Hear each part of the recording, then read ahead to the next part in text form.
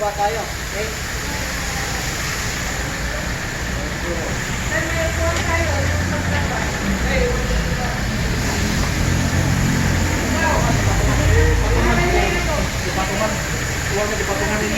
Patay na lang.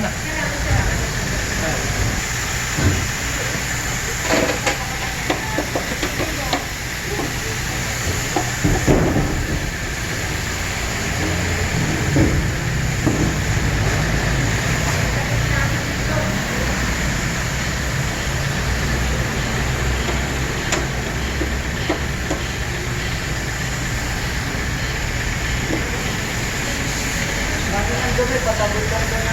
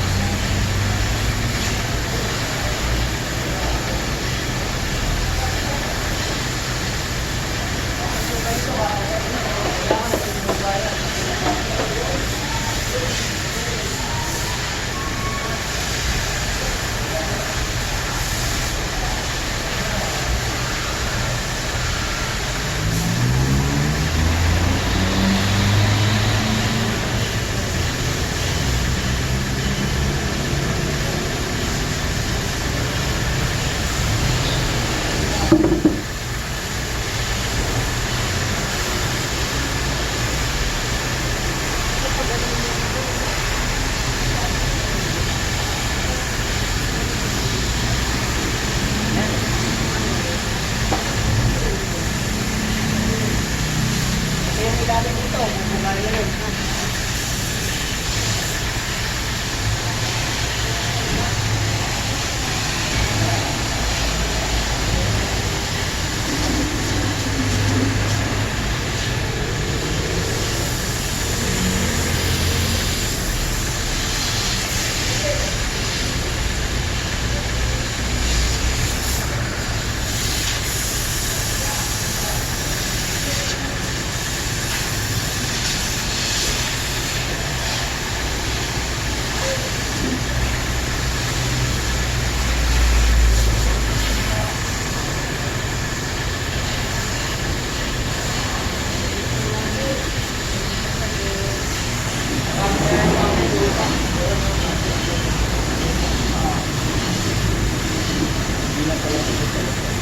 Hawakan din ito ha.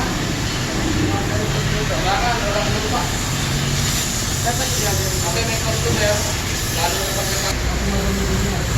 Lahat ng tuloy, dyan ay ipon.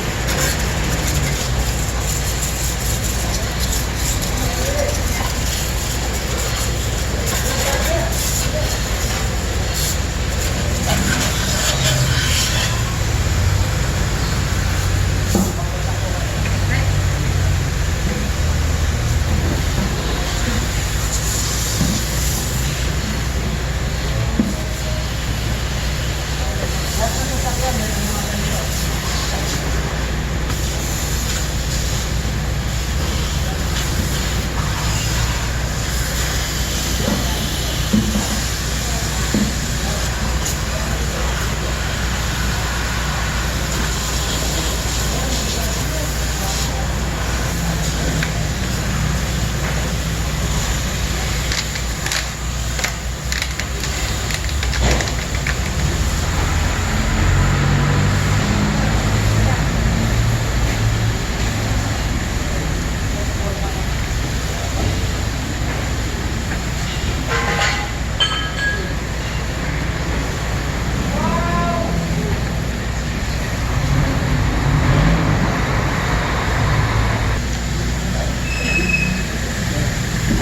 Yung dito sa pangsabon sa gulong, kita nyo yung shampoo tira natin, di ba?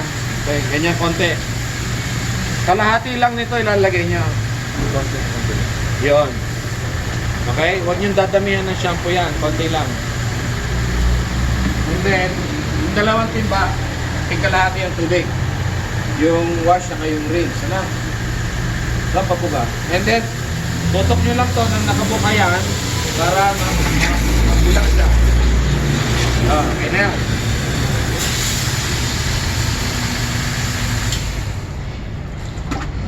So ito ngayon, ang gagamitin natin sa procedure number 7 na tayo, number 8. Okay? Number 8. Dito kasi magsimula sa kabila, maliwanag. Para dito nyo. Okay, pagkukuskus ng gulong at saka lower part, mayroong 6 na pamamaraan, ha? Para hindi kayo malilito. Okay? Una, Yung unang kuskus, hanggang dito lang tayo magkukuskus. Hindi tayo pwedeng magkuskus sa taas. Okay? gilid lang, gilid. Puro gilid lang. Iingatan natin na makuskusan yung pintura kasi may lupa na tayong nakawakan dyan. Posible walang lupa yan, ha? Kahit nabugahan na ng tubig yan. Next, yun ang una, ha? Gilid. Next. Yung buong loob nito, kukuskusin natin yan hanggat abot ng kamay nyo. Kailangan makuskus niya. Okay? Tapalodo yan. Ilalim ng tapalodo. Tawag yan. Kapalodo. Okay. Bakit yung tatandaan, ang dumi ng sasakyan, nandyan. Wala rito. Baliktad ang ginagawa ng ibang karwas. Minamadali ito, dito nagtatagal. So sa atin, dito kayo mag-concentrate ng linis kasi nandyan lahat ng dumi. Okay? Ito, madali lang linis. Punasan ko lang ng basahan ngayon yan eh. Kahit hindi ko sabunin eh. Tanggal na dumi yan, di ba? Ayan dyan, kapal ng dumi doon. So huwag niyo pakikita sa customer na may namadali yung gulong. Pakita mo dyan paano magmadali ng gulong. Ginagawa na ibang karawan. Isa-iba, ganun lang. Unos lang ang Tapos na. okay na yun. Reject yun ha. Yung pagtapos ng tapalodo, Pangatlo ha, pangatlo na yan. lagyan nyo ng sabon, yung ibabaw. Ang basahan, patong nyo sa ibabaw, then sa kanya brush it. Then unti-unti yung pigiin. Yung sabaw. Para hindi kayo sausaw ng sausaw doon. Pakita mo yung sausaw Para ng hindi sausaw. kayo ganun ng ganun. Sausaw. Mas matagal yung trabaho nyo. Okay, Sa lagyan mo atin, ng sabaw. lagyan sa sabaw. Lagyan mo sa ibabaw. Then sa kanya. Dadaan ang tigas. So, dire-diretso ang pagbabrush mo.